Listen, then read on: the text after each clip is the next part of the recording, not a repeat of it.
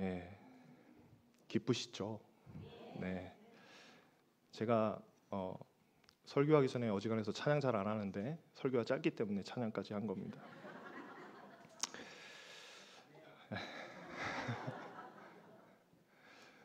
누구인가?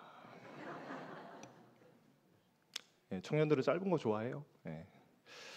많은 성도님들의 후원과 기도로 청년부 수련회 잘 마쳤습니다. 여러분 너무 감사드립니다. 정말 이게 많은 분들이 후원을 많이 해주셔가지고 저희가 진짜 너무 풍족하게 잘 다녀왔습니다. 저희 회계가 종원이거든요. 종원이가 목사님 역대급입니다라고 했습니다. 예, 얼마 들어간지 잘 모르겠지만 그래도 여러분 너무 많이 이렇게 사랑 아낌없이 보내주셔가지고 우리 청년들이 잘 이렇게 했습니다. 사실 길에서 너무 많은 시간을 보내가지고 저희도 청년들한테 너무 미안한 거예요. 이렇게 계획을 했는데 강릉이 그렇게 먼 길인 줄 몰랐어요. 제가 2시간 반 이상으로 끊어본 적이 없는데 7시간을 차 안에서 있으면서 저녁에 도착했습니다. 딱 저녁 먹으니까 시간 맞더라고요. 근데 그래도 하나님께서 많은 은혜를 부어주셨습니다. 그래서 하나님의 은혜가 우리의 삶을 통해서 열매 맺기를 간절히 소원합니다. 자, 오늘 시편 1편 말씀 간단하게 나누고자 합니다. 여러분, 시편 1편은 시편이 150편에 달하는 굉장히 긴 성경이거든요. 이 거대한 시편들의 서론 역할을 하는 굉장히 좀 중요한 시입니다. 이 시편의 어떤 관점을 통해서 전체 150편의 시편을 다 우리가 해석할 수 있습니다. 시편 전체가 5권으로 이제 묶어져 있거든요. 한 권 한 권 한 권 이렇게 해서 5권으로 묶여져 있는데 이 엄청난 양의 시들을 총망라할 때 오늘 우리가 읽은 시편 1편은 그 시 전체를 아우르는 서론에 해당합니다. 자, 이 시의 핵심은 복 있는 사람에 대한 묘사라고 정의 내릴 수 있습니다. 그렇다면 여러분, 복 있는 사람이라고 하는 것은 어떤 사람일까? 우리 오늘 말씀을 함께 묵상하면서 이 부분 함께 나누면 좋겠습니다. 우리 함께 1절 말씀 읽어보겠습니다. 시작.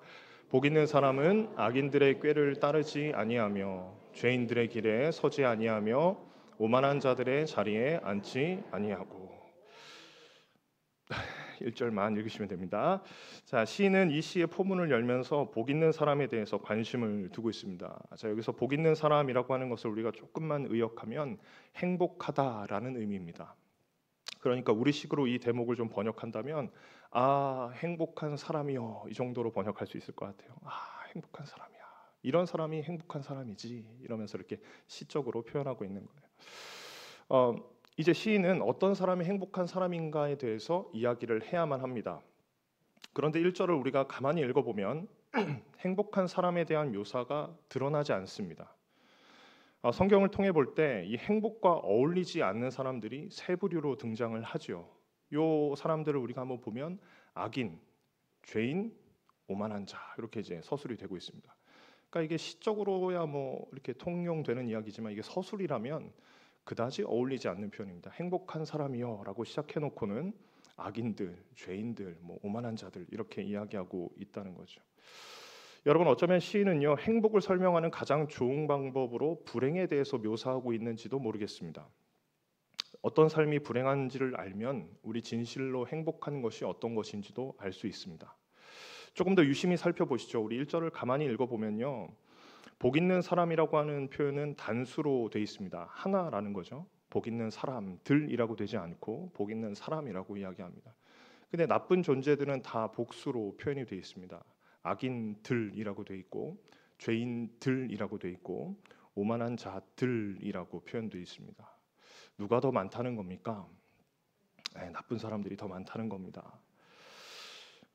왜 시인은 이 복 있는 사람은 단수로, 대조되는 집단은 복수로 표현했을까? 우리가 조금만 생각해 보면 이 짧은 19에는 이런 의미가 담겨 있는 것 같습니다. 이 세상에는 참된 행복을 누리는 사람보다 불행한 삶을 추구하며 사는 존재들이 훨씬 더 많다라고 하는 것을 이야기하는 것 같아요. 이 부분을 묵상하는데 제가 오래전에 읽었던 레리 오스본이라고 하는 목사님의 책, 이 바벨론에서 그리스도인으로 살기라는 책이 떠올랐습니다. 여러분, 이 제목만 사실 읽어봐도 그리스도인이 어떤 삶을 사는지 이렇게 압축적으로 사실 표현되어 있습니다. 바벨론에서 그리스도인으로 산다는 것은 불편할까요? 불편할까요? 불편합니다. 바벨론에서요, 그리스도인으로 사는 것은 불편한 겁니다.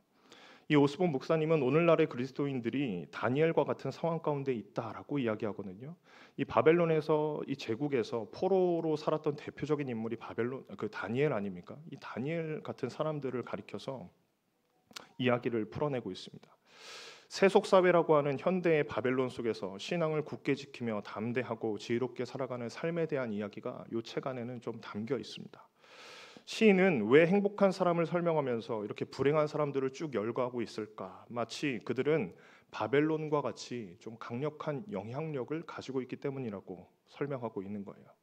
방금 소개했던 이 책의 한 대목을 읽어보겠습니다. 이런 표현이 서론에 있어요. 한번 같이 읽어보죠. 시작. 경건하게 살기 편한 날은 단 하루도 없었다. 네. 다니엘이 그랬다는 거예요. 다니엘이 포로로 끌려가서 이 사람이 경건하게 살기 좋은 날은 하루도 없었다는 겁니다. 다니엘이 언제 사자굴에 빠졌는지 아시잖아요. 네, 기도하다가 그런 겁니다. 기도, 오늘날에 이제 너무 평범하게 할 수 있는 거지만 그 당시에 기도하는 것은 굉장히 어려운 일이었던 것 같아요. 기도하면 사자굴에 던져지는 인생이 그리스도인이었다. 살기 어렵습니다. 그리스도인으로 살아가는 것이. 과거, 그러니까 여러분 아브라함 시대부터 다윗, 다니엘, 예수님 그리고 지금에 이르기까지 여러분들과 제가 신앙생활을 하는 이 시기까지 단 한 번도 그리스도인들에게 적대적이지 않은 순간은 없었다. 이 세상은 그렇다는 겁니다. 우리는 그런 세상을 살아가고 있습니다. 만약에 우리가 제대로 된 신앙을 가지고 있다면 우리는 역풍을 맞습니다. 제대로 신앙생활을 하면 할수록 여러분 우리는 역풍을 맞습니다. 세상이 거세게 우리를 신앙생활로부터 좀 멀어지게 만들려고 애를 쓸 겁니다. 이 말을 바꿔 설명하면 신앙을 지켜내기 위해서 우리는 부단히 노력해야 한다라고 하는 의미이기도 합니다.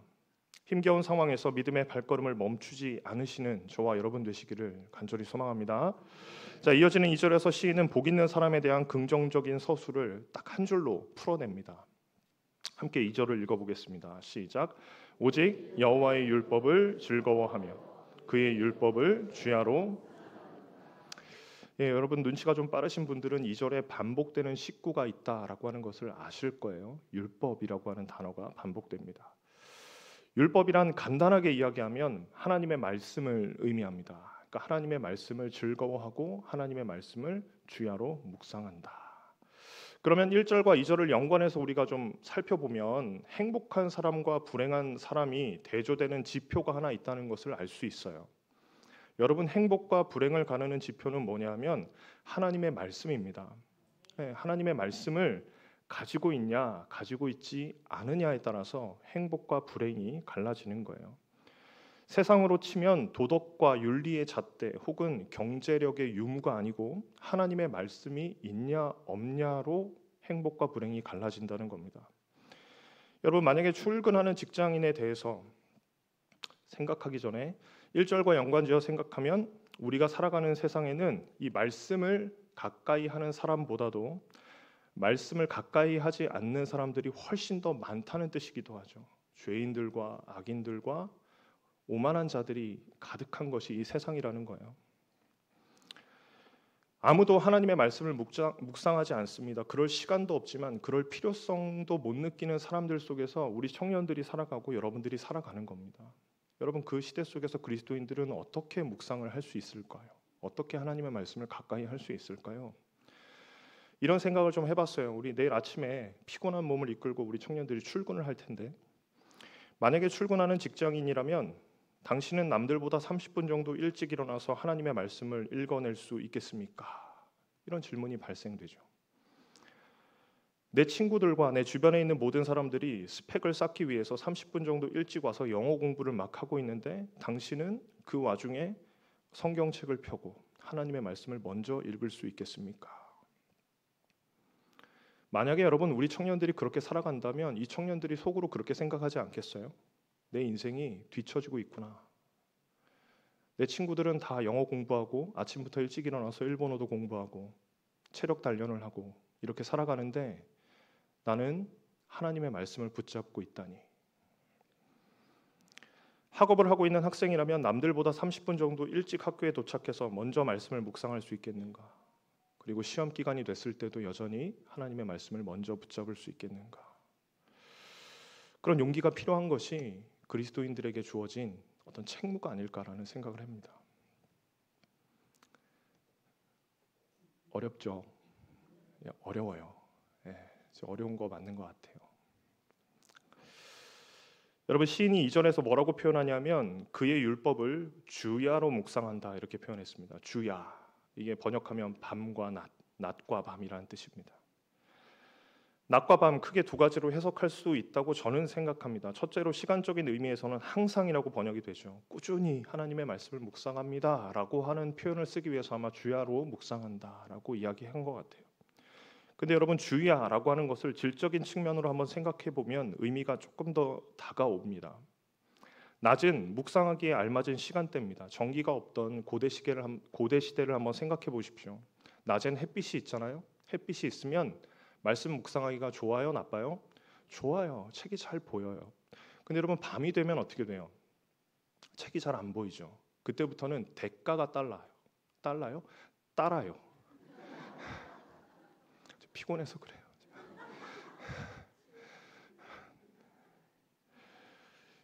대가가 따라요. 뭐 해야 돼요? 불 펴야 됩니다. 등불에 펴야 돼요. 지금처럼 전기 아니잖아요. 그죠? 등불이 쌀까요? 비쌀까요? 비싸요. 예, 그때부터는 대가가 따르는 거예요. 기름이라는 값을 치르고 내일 나가야 하는 농사 일정에 대한 조절을 해야 합니다. 밤늦게까지 내가 책을 읽으면 내일 아침에 일어나서 농사해야 되는데 그거 어려운 게 고대 사회의 세계 아닙니까? 저는 우리의 인생에도 낮과 밤이라고 표현할 수 있는 시점들이 있다고 생각해요. 질적인 측면에서 주야라고 하는 표현은요. 인생이 밟을 때 내가 은혜 받고 하나님의 말씀 묵상하고 싶어질 때가 있어요. 없으세요? 목사만 있는 겁니까? 우리 있잖아요. 하나님의 말씀이 너무 사모되고 꿀송이처럼 달 때가 있어요. 그때 성경 읽고 싶잖아요. 어두울 때가 있어요. 하나님의 말씀이고 나발이고.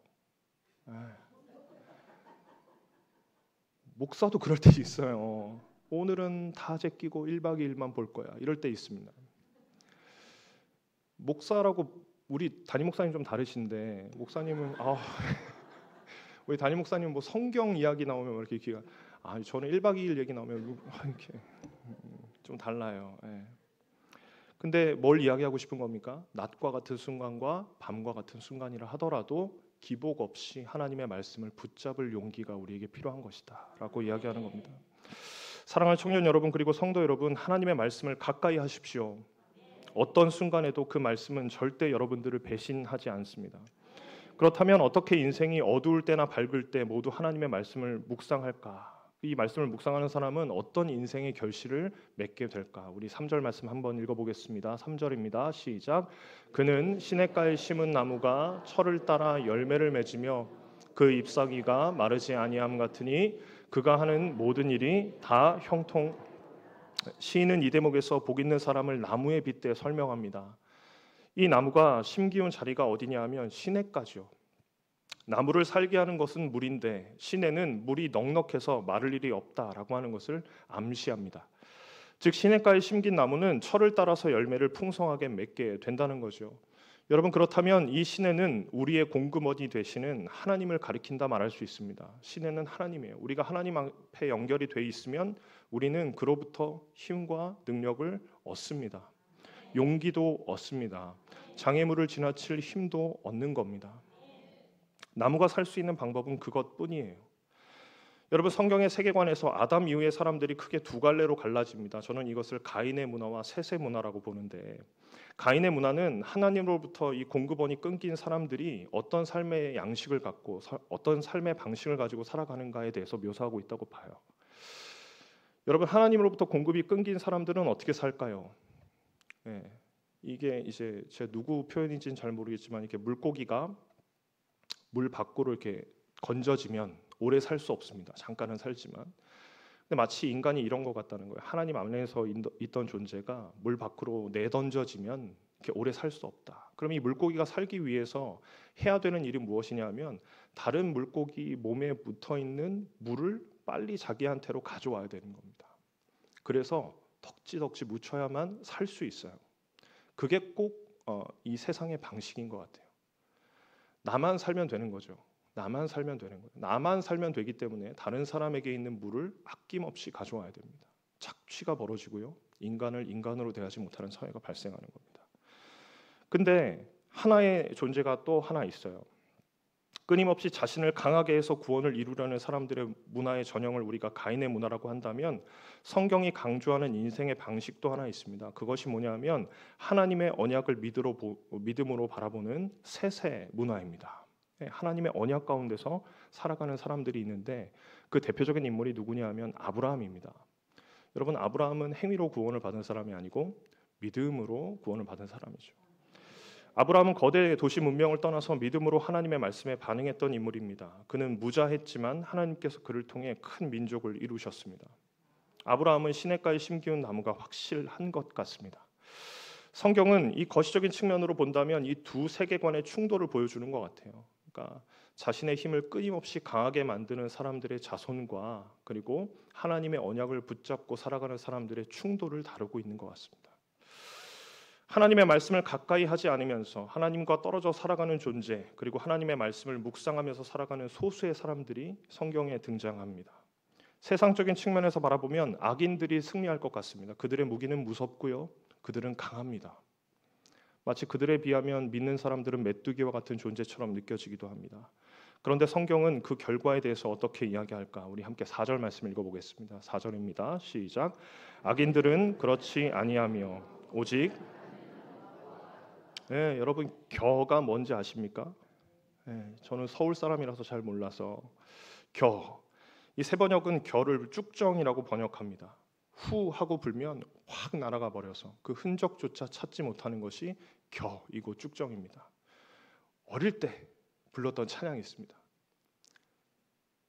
흔들수록 쭉정이는 밖으로 밖으로 밖으로, 흔들수록 알맹이는 안으로 안으로 안으로.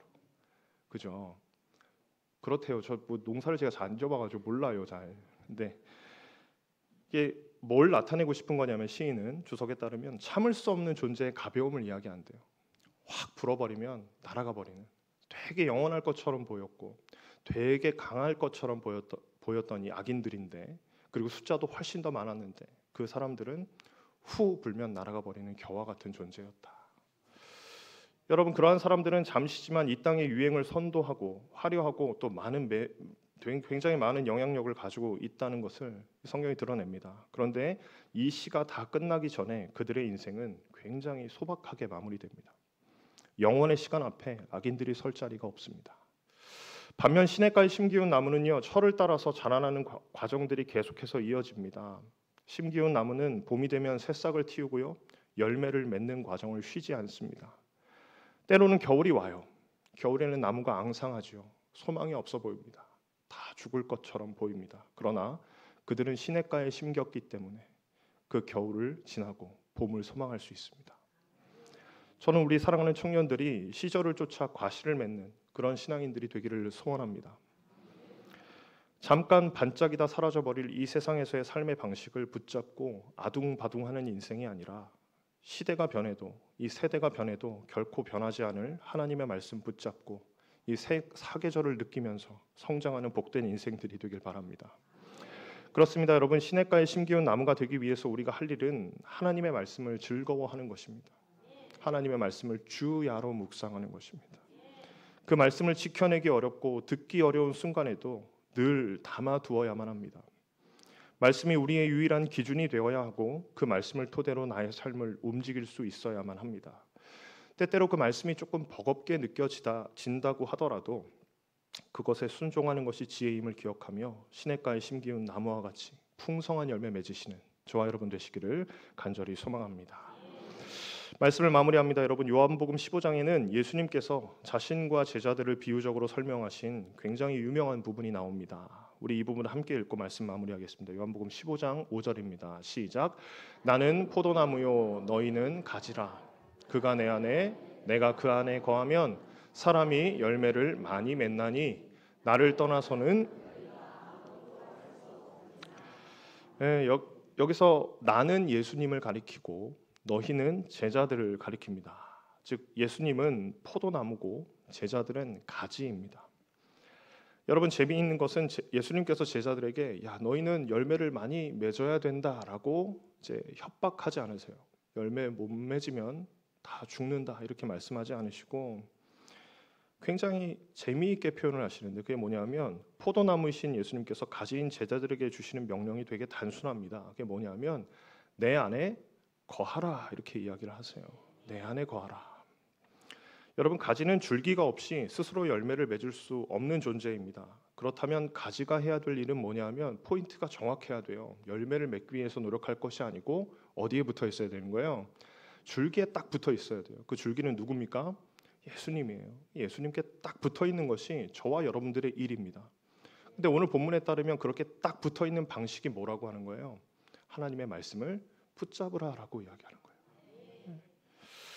시편의 기자는 여호와의 말씀을 붙잡는 삶이라고 표현합니다. 낮이나 밤이나 우리 인생이 어려운 순간이 올 때나 혹은 말씀을 묵상할 만한 때나 하나님의 말씀을 붙잡음으로 시냇가에 심기운 나무가 되어 우리 철에 따라 많은 열매 맺으시는 저와 여러분 되시기를 간절히 소망합니다. 우리 함께 찬송가 370장 찬양하면 좋겠습니다. 주 안에 있는 나에게라는 찬양입니다.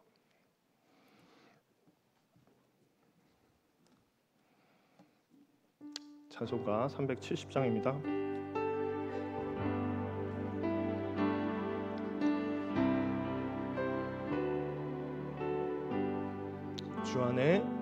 주 안에 있는 나에게 딴 근심이 있으랴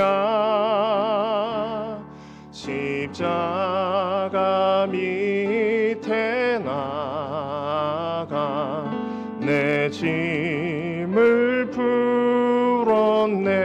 그 두려움이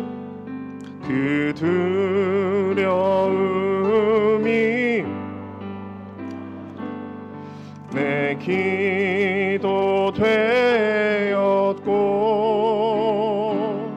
전날의 한숨 변하여 내 노래 되었네. 주님을 찬송하면서 할렐루야 할렐루야 내 앞길 멀고 험해도 나 주님만 따라가리. 내 주는 자비하셔서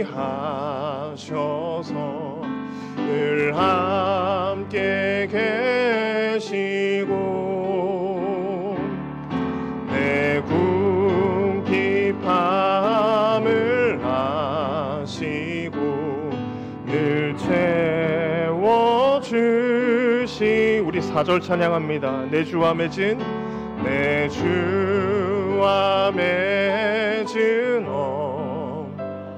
영원히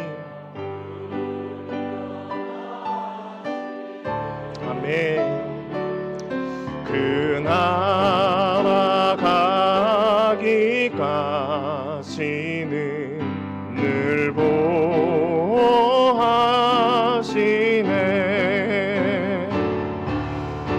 주님을 찬송하면서 할렐루야 할렐루야 내 앞길 멀고 험해도 나 주님만 따라가. 주님을 찬송하면서 주님을 찬송하면서 할렐루야 할렐루야 내 앞길 멀고 험해도 나 주님만 따라가리. 우리 시간 같이 한번 기도합시다. 하나님, 우리 인생 가운데 밤 같은 시간들도 있고 낮 같은 시간들도 있는데 그 어느 때라고 하더라도 하나님의 말씀 붙잡음으로 또 또 시냇가에 심기운 나무가 되길 소원합니다. 겨울이 와도 봄을 소망할 수 있는 인생이 되길 원합니다. 하나님을 바라보며 소망 가운데 승리하는 우리 모두가 될 수 있도록 인도하여 주시옵소서. 이 시간 그런 마음으로 함께 말씀 앞에 결단하며 나아가면 좋겠습니다. 기도하겠습니다.